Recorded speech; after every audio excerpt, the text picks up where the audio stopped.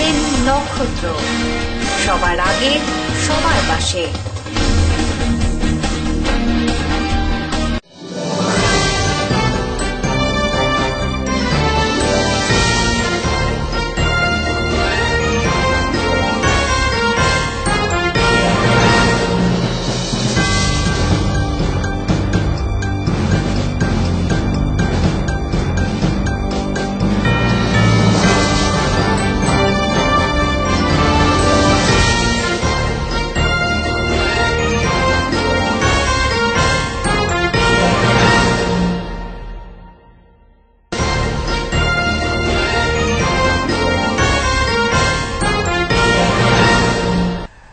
নমস্কার, নক্ষত্র নিউজে আপনাদের সকলকে স্বাগত। আপনাদের মুখোমুখি আমি সৌমিক। আসছি বিস্তারিত সংবাদ নিয়ে।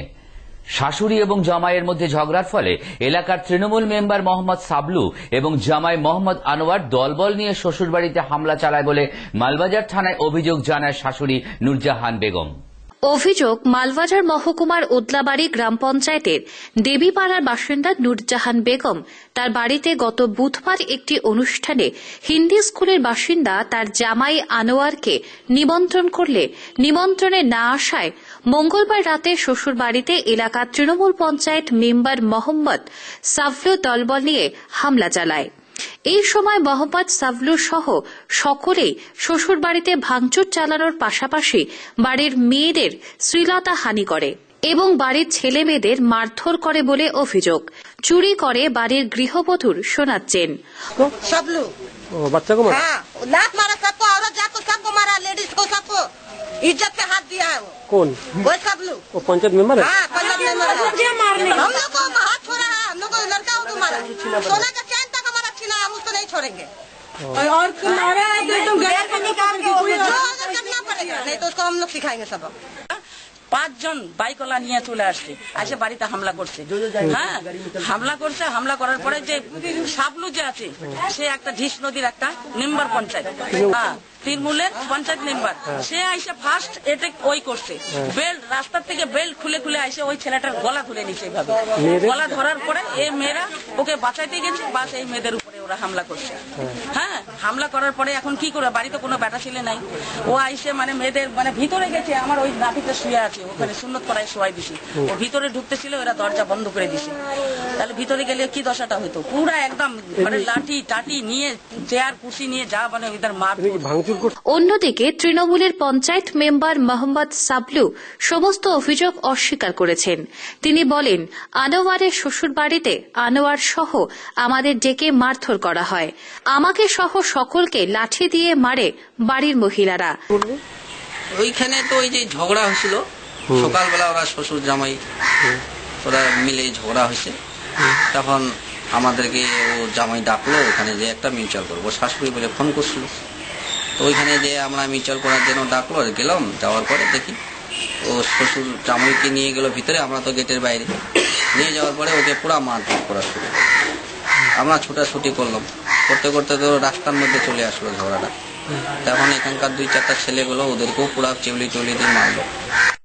আপনার নামটা কেন জড়ালো? আমি যে তৃণমূল পার্টি করি, ওরা কংগ্রেস করে বলে আমাকে জোড়াচ্ছে, এটা একটা মিথ্যা কেস দিয়ে পাঠালো, আমরা তৃণমূল করি, ওরা কংগ্রেস করে বলে আমাদেরকে মিথ্যা ফাঁসানোর জন্য এটা বলছে। আমাইকে যদি পিটায় আমরা তো ছুটাবো, আমরা তো দেখে থাকবো না, আমরা ছুটাছুটি করতেছি, ওরা কিছুতেই মানতেছে না। তার পাশে কেচালটা তো খুব বড় হয়ে গেল, এখান থেকে 2-4টা আরো ছেলে গেল, যাওয়ার পরে পুরা মারপিট শুরু হয়ে গেল। ওরা মারলো? হ্যাঁ, ওরাই মারলো। ওদের অভিযোগ যে আপনারা জামা কাপড় চেয়েছেন, সোনা গয়না চুরি করছেন। না, ওইটা তো কোনোদিন হতে পারে না, আমরা তো ওদের বাড়ির ভিতরেই ছিলাম না, তো আর কিভাবে সোনা গয়না চুরি করলাম, আর রোডের মধ্যে মারপিট। ওরা তার পাশে অভিযোগ করলো, পুলিশ আসলো আমার বাড়িতে, তখন আমরা এদেরকে, এরা বললো ভাই এই ব্যাপার, তুই আমাকে ডাকে নিয়ে গেলি, দেখার পরে তোমার শাশুড়ি এরকম অভিযোগ করছে আমার নামে, এখন তুই কি করবি? আমারও ডায়েরি করতে হবে। তখন ওনার মেয়ের কাছে আসলাম, ওনার মেয়ে বলছে আপনার নামে ডায়েরি করছে, তাহলে আমাকে তো ডায়েরি করতে হবে। ওনার মেয়ে যে তখন ডায়েরি করলো। আনোয়ারের বাড়ির পক্ষ থেকেও তার শ্বশুরবাড়ির বিরুদ্ধে মাল থানায় অভিযোগ জানানো হয়েছে।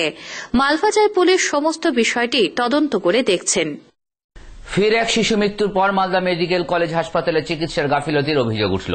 এই ঘটনায় ব্যাপক চাঞ্চল্যের সৃষ্টি হয় হাসপাতাল চত্বরে। মঙ্গলবার সকাল 6টা নাগাদ ঘটনাটি ঘটেছে। মৃত কন্যা শিশুটির নাম দিয়া রজক, তার বাবা পেশায় ট্যাক্সি চালক, নাম রথিন রজক, এবং মা চুমকি রজক। তাদের বাড়ি ইংরেজবাজার থানার মহদীপুর গ্রামে। গত 5ই মার্চ শ্বাসকষ্টজনিত কারণ নিয়ে এই শিশুটি ভর্তি হয় মেডিকেল কলেজের শিশু বিভাগে। এদিন ভোরে শিশুটির মৃত্যু হয়। মৃত শিশুটির বাবা রথিন বাবুর অভিযোগ, মেয়েকে শ্বাসকষ্টের জন্য ভর্তি করার কয়েকদিন পর মেয়ে সুস্থ হয়ে উঠেছিল। সোমবার মেডিকেল কলেজ কর্তৃপক্ষের কাছে বলা হয়েছিল মেয়েকে ছুটি দেওয়ার জন্য, কিন্তু মঙ্গলবার ভোর 5টা নাগাদ এক নার্সিং স্টাফ মেয়েকে একটি ইঞ্জেকশন দেয়। এর খানিকক্ষণ পরেই মেয়েটি ছটফট করে। পরে ভোর 5:30টা নাগাদ মেয়ের মৃত্যুর কথা জানিয়ে দেন মেডিকেল কলেজ কর্তৃপক্ষ। বাচ্চা খারাপ ছিল 12 দিন আগে, তারপর হসপিটালে ভর্তি করি। খাড়াই বলে মানে ডাক্তারে বলে যে পুজ হয়েছে, খাড়াই বলছে জল হয়েছে, খাড়াই বলছে টিবি হয়ে গেছে, এইসব নানা রকম ডাক্তারে বলে। করার পর এটা পাইপটাকে খুলে দিল, বাচ্চা সুস্থ। তারপরে কালকে খেলো ভালো, মানে দেখলাম রাত্রের মধ্যে এই অবস্থা। রাত্রে 2:30টায় কি হয়েছে? বাচ্চাটা মারা গেছে। কিভাবে মারা গেল? এই যে খারাপ হলো শ্বাসকষ্টের ইয়েতে লাইন অক্সিজেন দিল, ইঞ্জেকশন দিল, তারপরেই বাচ্চা মারা গেল। আসতো না, কোনো গার্জেনের কোনো কথাই শুনতো না, দেখাই পাওয়া যেত না। না, গার্জেন যদি বলতো কথাই শুনতো না। আপনারা দেখছেন নক্ষত্র, সবার আগে সবার পাশে।